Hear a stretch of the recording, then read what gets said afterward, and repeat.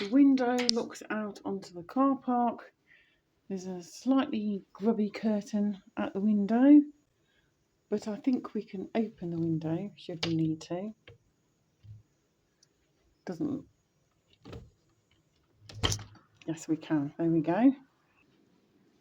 We have a bath, which is nice because Dan loves the bath. There's also a shower there, a rainfall shower. Sunday rising, everybody, and welcome back to my channel. Today, Dan and I are staying at the Lobster Pot in Bridlington. It's a Marston hotel. We booked it through hotels.com and it cost £99.39 for one night on the 22nd of June, and that includes free Wi-Fi and insurance. It's 4:30, just gone. We had to check in on the desk in the pub itself, and then the rooms are over the other side of the car park. The car park is also free.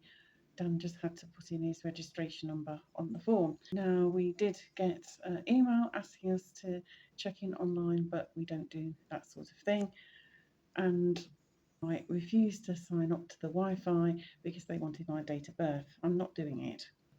Anyway, without further ado, let's take a look around and see just what we get for £99.39 for one night in Bridlington in June 2026. On the back of the door is the fire escape and where to gather in event of fire,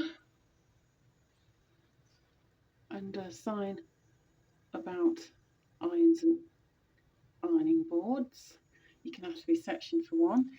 You can see who's at the other side of the door. To use the lights, you have to put your key card in here. Dan's getting stuff at the moment from the car park. There isn't a lift. There is a murder hatch and a long mirror here. This is the carpet. It looks clean enough. And this is the main part of the room. I must say it does look a little tired. There's a TV here, which we won't be watching. It's about half an hour's walk into the town. We're going to do that. Last orders for food are 8 p.m. at Marston's. Breakfast is 7 a.m. till 10 a.m. But we haven't got breakfast included and we're not eating breakfast here. This is the bed. It looks clean enough. Slightly creased because I had a bag on it. The window looks out onto the car park. There's a slightly grubby curtain at the window, but I think we can open the window should we need to. Doesn't. Yes, we can. There we go. Let in a bit of air. This is the main light. And then this is the light over the mirror. And there's a socket there and also there. And there's another plug socket over in the corner. There's two mugs with two glasses and a range of teas and coffees. Taylor's, they're quite a good brand. Yorkshire, Taylor's of Harrogate, and Yorkshire tea bags and plenty of milks. We could have probably done with one or two more tea bags, but that's not too bad. There don't seem to be any biscuits or anything. There's a menu. If you order food online, say you book a table, you can get 20% off your meals if you're resident, but not off your breakfasts. We don't seem to be able to find a light switch for this over here. There's not a pull cord or anything or any sign of a light switch, so that's not much use. It's passed the dust test though. There's a hairdryer here and a diffuser. Then we've got Lights here, they work.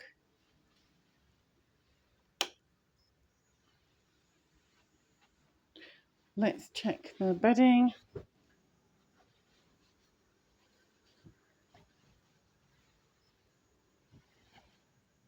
The bedding looks clean. They have the pillowcase, but they don't seem to have a pillow protector. It's just the pillow.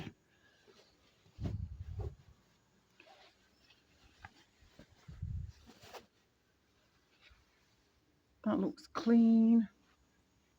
There's a hair there. I don't know whose hair that was, but it wasn't mine. There's a couple of hairs actually. I don't have dark hair. It was long. The sheets are clean, but it must be whoever made the bed. There is a mattress protector, so that's good at least. Overall it looks clean, but the hairs are not particularly good. I think whoever does the hospitality needs to tie their hair back. This chair looks okay. It's reasonably firm to sit on, but it's comfortable enough, I think. I like the striped fabric. There's the bin there. That's useful for when you've made your tea and your coffee. You just put the bags straight there. Here are more pillows should we need them. That's good. There's a few, just a few coat hangers. We've got 5 coat hangers in fact, which isn't overly generous. And then this area is quite useful for parking things. We've brought a few of our bits and pieces for breakfast tomorrow. They came from a baker's in Middlesbrough on our way down. So there's plenty of room to park your luggage and other bits and pieces. The mattress feels bouncy enough. Bouncy, bouncy, bouncy, bouncy, bouncy. There's a full length mirror over here. Hello! Let's see if this is clean. Yes, that's clean. What about over here? Yes, that's clean. And that's clean. And then this is the bathroom. We have a bath, which is nice because Dan loves the bath. There's also a shower there, a rainfall shower. I prefer showers, so we're both happy. It's quite an old-fashioned rainfall shower, but I'm sure it'll do the job. And then there's some shower cream in a dispenser. They all seem to do that now. I suppose it's cutbacks. I prefer the little bottles, because if you've only used part of the bottle, you can take it home with you. Because they're only going to throw it away if you can't use it. That's probably why they've got the dispensers, but I don't like those very much. Sometimes the dispensers don't work very well. There's a towel rail with a clean set of towels there. And we've got a set of towels here as well. Plenty of loo rolls. Again, soap dispenser. Mirror looks nice and clean. There's an extractor in the corner. I can't reach that far, so we'll have to assume that it's clean. Everything's quite high up. I'm 5'6½". It's still too high up. The wash basin looks okay, though there's a bit of debris that's been left in there. It's okay. There's a few finger marks on that. Maybe that was from the cleaner, because it does look clean otherwise. This is crooked. I'm not sure what purpose it serves. Probably the old loo roll holder, because there doesn't seem to be a loo roll holder. That's a fail. It's also crooked. Let's have a look at the lavatory. That looks clean. Yes, that's clean. Thank heavens for that. But there's no loo brush. I don't like toilets that have no brushes, so you can't clean them yourself. Especially if you do a rather bad number 2. That's not good. And then there's a fabric shower curtain. I presume this is one of those fast dry ones. It's adequate. It's not particularly smart. However, it is your typical budget hotel shower curtain. There's a nice beach picture over the bed. But the room itself is a little tired. Well, we're going out now, so let's take a look at the foyer, see what that's like. We might do that when we come back. We're eager to walk into town and get some food and then maybe a drink.